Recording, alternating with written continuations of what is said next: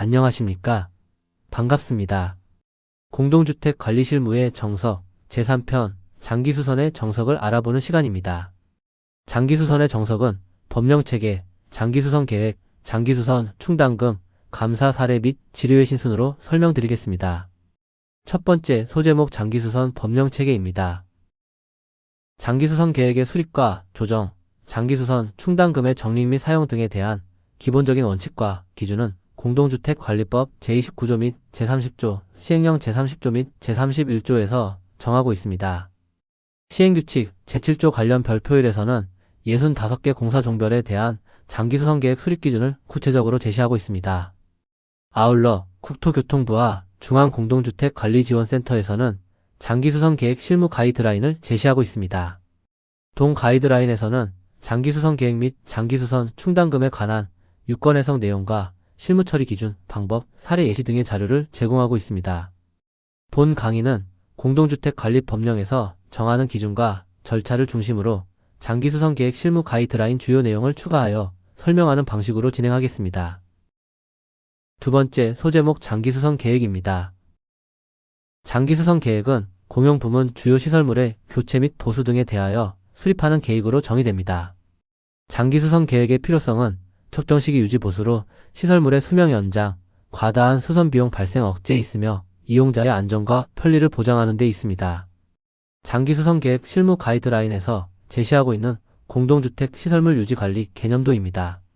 공용 부문과 전유 부문을 구분하여 관리 책임, 관리 비용, 수선 방법 등의 개념을 설명하고 있습니다. 주요 사항을 알아보겠습니다. 공용 부분의 관리 책임은 소유자, 전원에게 있으며 관리 비용과 수선 방법은 장기수선 계획에 따른 계획수선 시 장기수선 충당금을 사용하고 경상적인 수선은 수선 유지비 등 관리비로 수선할 수 있습니다. 기타 보수 원인과 목적 및 효과는 화면으로 확인하겠습니다. 다음은 장기수선 계획의 수립에 대해 알아보겠습니다. 장기수선 계획 수립 주체는 공동주택을 건설하여 공급하는 사업 주체, 리모델링을 하는 자, 건축법 제11조에 따른 주상복합의 건축주, 장기수선 계획제도 시행 전 공동주택의 경우 관리주체입니다. 장기수선 계획 수립 대상은 300세대 이상의 공동주택, 승강기가 설치된 공동주택, 중앙집중 또는 지역 난방 방식의 공동주택과 주상복합 건축물입니다. 장기수선 계획의 수립 기준은 시행규칙 별표일에서 제시하고 있습니다. 2024년 12월 27일 개정된 내용을 살펴보겠습니다. 주요 개정 내용은 공사 종별을 종전 73개 항목에서 65개 항목으로 조정하였으며 수선주기 조정, 일부 수선 항목 통합 및 신설 등입니다. 구체적인 개정 내용은 공동주택 관리 실무의 정석, 제1편 공동주택 관리 법령체계 강의 내용 중 법령 개정 연역을 참고하시기 바랍니다. 국토교통부는 2024년 12월 27일 이후 장기수선 계획을 수립하거나 조정하는 경우에는 개정된 공동주택관리법 시행규칙 별표일을 따라야 한다고 문서 시행을 통해 안내하였습니다. 이어서 장기수선 계획의 조정입니다. 정기 조정과 수시 조정이 있는데 이는 법령에 명시된 용어는 아니지만 내용상 의미를 구분하기 위하여 일반적으로 사용되는 용어입니다. 먼저 정기 조정을 설명드리겠습니다. 조정 주체는 입주자 대표회의와 관리주체입니다. 조정 시기는 3년마다 장기수선 계획을 검토하고 필요한 경우 조정하여야 합니다. 이 경우 국토교통부 유권 해석에 따르면 3년마다의 의미는 36개월마다로 해석함이 타당합니다. 조정 절차는 관리주체가 조정안을 작성하고 입주자 대표회의가 의결하면 완료됩니다. 장기수선 계획의 검토사항은 기록 및 보관하여야 합니다. 다음은 수시 조정입니다. 주요 시설을 신설하는 등 관리 여건상 필요한 경우 3년이 지나기 전에 장기수선 계획을 조정할 수 있습니다. 이 경우 전체 입주자, 즉 소유자 과반수의 서면 동의를 받아야 합니다. 장기수선 계획 조정 시 특히 유의할 사항은 3년, 즉 36개월 이전 또는 이후에 조정하는 경우 수시 조정에 해당되므로 입주자 과반수의 동의를 받아야 합니다. 간혹 정기 조정으로 오인하여 입주자 대표회의 의결만으로 흠결 있는 장기수선 계획 조정을 하는 경우가 있습니다. 이어서 장기수선 계획의 검토 기산점에 대해 설명드리겠습니다. 2014년 6월 25일 이전에는 장기수선 계획의 조정은 의무사항이 아니었으며 검토에 대한 규정도 없었으나 2014년 6월 25일 이후에는 3년 주기 검토가 의무화되었습니다. 이에 따라 2014년 6월 25일 전후로 장기수선 계획의 검토 관련 기산점을 적용하는 기준을 공동주택관리법 부칙에서 규정한 내용입니다. 장기수선 계획의 정기 검토에 대한 근거와 기산점에 대한 이해를 돕고자 설명드렸습니다. 세부 내용은 도식 및 설명 자료를 참고하시기 바랍니다. 지금까지 설명드린 장기수선 계획에 대한 폭습과 정리 차원에서 절차 개념도를 확인해 보겠습니다. 장기수선 계획은 사업주체 등이 수립해서 사용검사권자인 관할, 시, 군, 구청장에게 제출하며 사용검사권자는 관리주체에게 인계합니다. 입주자 대표회의와 관리주체는 3년 주기로 장기수선 계획을 검토해야 합니다. 정기 검토 결과 조정이 필요한 경우 관리주체가 조정안을 작성하고 입주자 대표회의 의결로 조정하게 됩니다.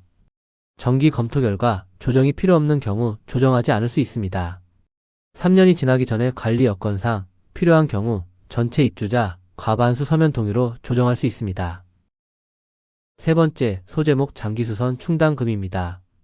먼저 장기수선 충당금의 징수 및 적립에 대해 알아보겠습니다. 장기수선 충당금의 부담주체는 공동주택의 소유자입니다. 미분양된 세대는 사업주체가 부담하여야 하며 사용자가 대신 납부한 경우 소유자는 그 금액을 사용자에게 반환하여야 합니다. 장기수선 충당금의 적립요율은 관리규약으로 정하여야 합니다. 단, 임대주택의 분양 전환 후 관리 업무를 인계하기 전까지의 장기수선 충당금 요율은 민간임대주택에 관한 특별법 시행령 또는 공공주택특별법 시행령 관련 규정에 따른 특별수선 충당금 적립요율에 따라야 합니다. 장기수선 충당금 적립금액은 장기수선 계획으로 정하도록 규정되어 있습니다. 일반적으로 장기수선 계획 기간 중 수선비 총액 또는 구간별로 필요한 장기수선 공사 금액을 의미합니다. 시행령 제31조 제4항에서는 국토교통부 장관이 계획적인 교체 보수를 위하여 최소 금액을 정하여 고시하는 경우에는 그에 맞아야 한다고 규정하고 있으나 실제 고시한 내용은 없습니다. 장기수선 충당금의 적립시기는 주택법상 사용검사일 또는 건축법상 사용승인을 받은 날부터 1년이 경과하는 날이 속하는 달부터입니다. 단, 분양전환, 공동주택의 경우 임대사업자가 관리주체에게 관리 업무를 인계한 날이 속하는 달부터 적립하여야 합니다. 기타의 방법으로 장기수선 충당금을 적립할 수 있는 경우가 있습니다. 입주자가 적립에 기여한 찹수입과 장기수선 충당금 예치에 따른 이자 수입 등이 이에 해당합니다. 다음은 장기수선 충당금의 적립금액 산정 방법입니다. 시행령 제31조 제3항에서는 월간 세대별 장기수선 충당금 산정, 계산식을 명시하고 있습니다. 장기수선 계획기간 중에 수선비 총액과 공동주택 총공급 면적 및 장기수선 계획기간을 변수로 하는 계산식에 의해 월별 적립단가가 정해지고 월별 세대별 장기수선 충당금이 산정되는 방식입니다. 이 계산식은 관리규약의 적립요율을 규정하지 않고 적립하는 경우에 해당됩니다.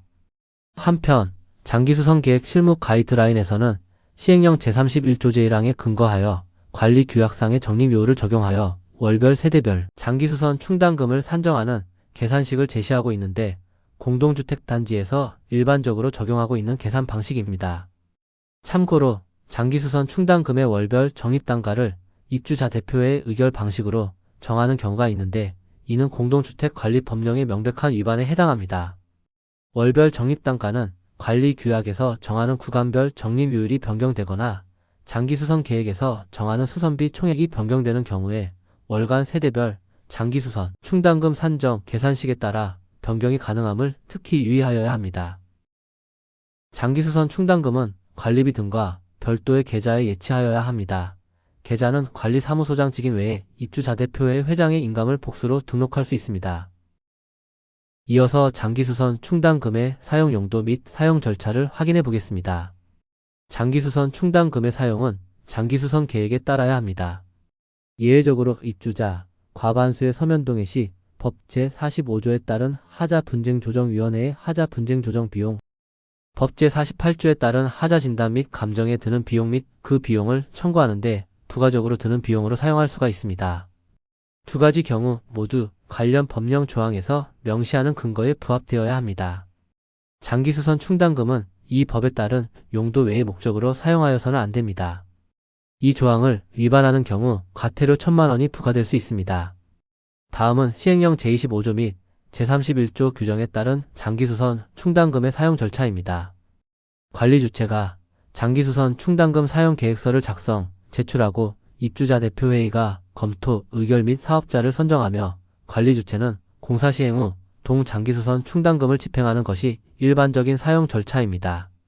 장기수선 충당금 사용 계획서에 포함되어야 하는 내용도 관련 법령에 명시되어 있습니다. 수선공사 내용, 수선공사 대상, 시설의 위치 및 부위, 설계도면, 공사기간 및 공사 방법, 수선공사의 범위 및 예정 공사 금액, 공사 발주 방법 및 절차 등입니다. 국토교통부 유권해석 및 장기수선 계획 실무 가이드라인에서는 장기수선 충당금의 예외적인 사용 요건과 방법 및 절차를 제시하고 있습니다. 긴급공사, 소액지출, 전면수선, 최소 단위 등 3가지 종류가 있습니다. 먼저 긴급공사의 경우입니다.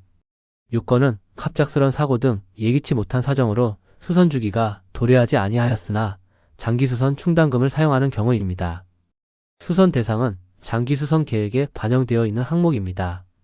사용 절차는 장기수선 계획서 총론에 긴급공사로 집행이 가능한 시설, 처리 방법 및 절차 등을 명시하여야 하며 입주자 대표회의 의결을 거친 후 사용합니다.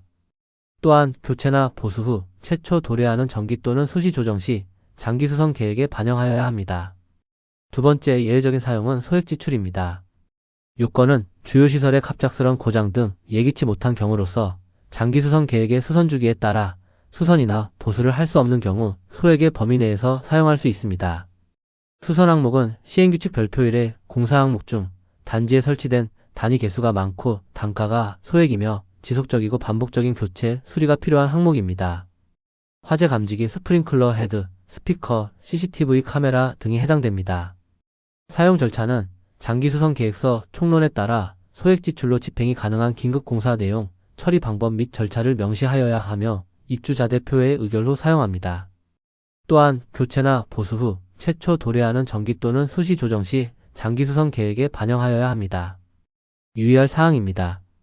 긴급공사나 소액지출을 사유로 장기수선 충당금을 사용하는 경우는 법령에서 정하는 기준에 대한 예외적인 사용이므로 관련 근거와 기준 및 절차 등을 엄정하게 준수하여야 합니다.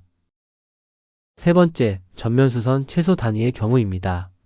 장기수선 계획서에 전면수선만 있는 수선 항목에 대해 최소 단위 여부에 따라 전면수선 또는 부분수선으로 구분하고 각각 장기수선 충당금 또는 수선 유지비로 집행할 수 있는 방법입니다. 최소 단위 A타입은 공간적 구분에 따른 분류로 각 건물의 옥상, 지붕 등이 그 예이며 최소 단위 B타입은 시설의 기능적 구분에 따른 분류로 승강기의 경우 각 기계장치, 복수의 급수펌프의 경우 한 개의 펌프 등이 이에 해당합니다. 공사 종별, 전면수리 최소 단위는 2025 장기수선계획 실무 가이드라인 92페이지부터 158페이지에서 구체적으로 예시하고 있습니다.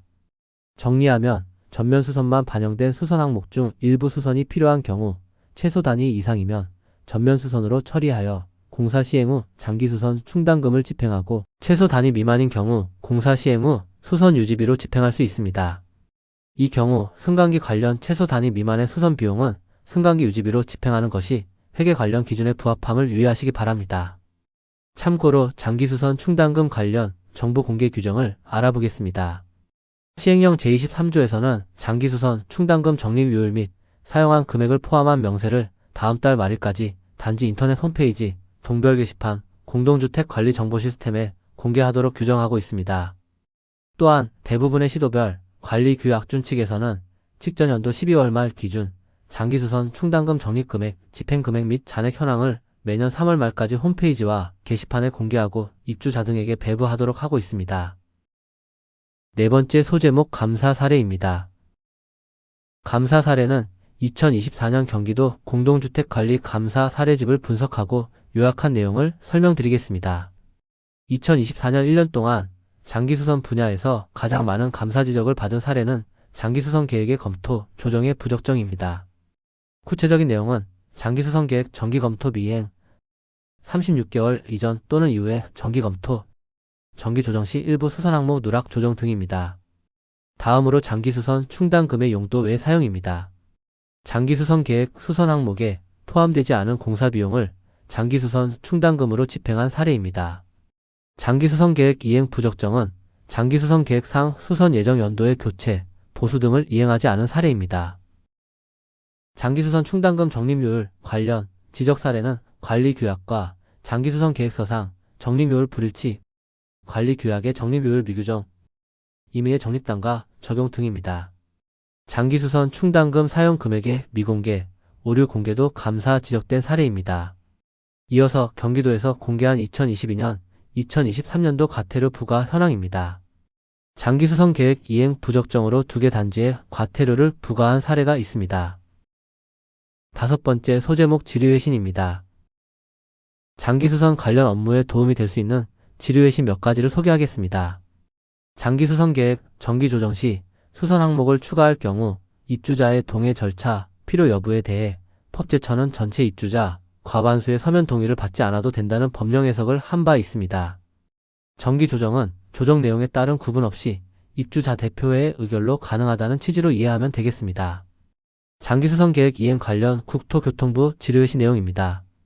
공사업체와 계약을 완료한 경우에는 해당 연도의 장기수선 계획에 따라 공사를 시행한 것으로 볼 수 있다는 국토교통부 회신 내용입니다.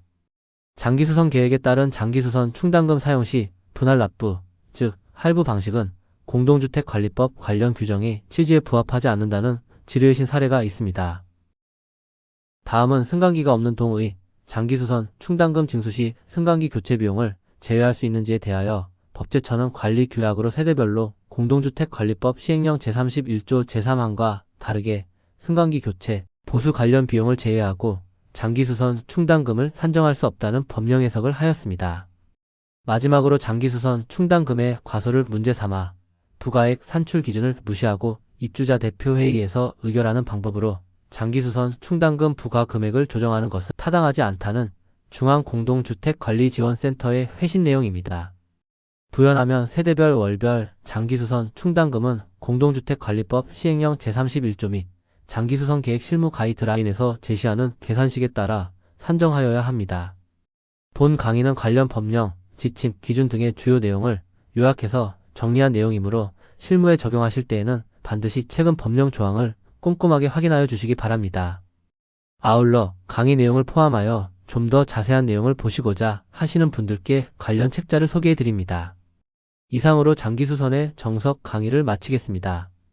경청해 주셔서 감사합니다.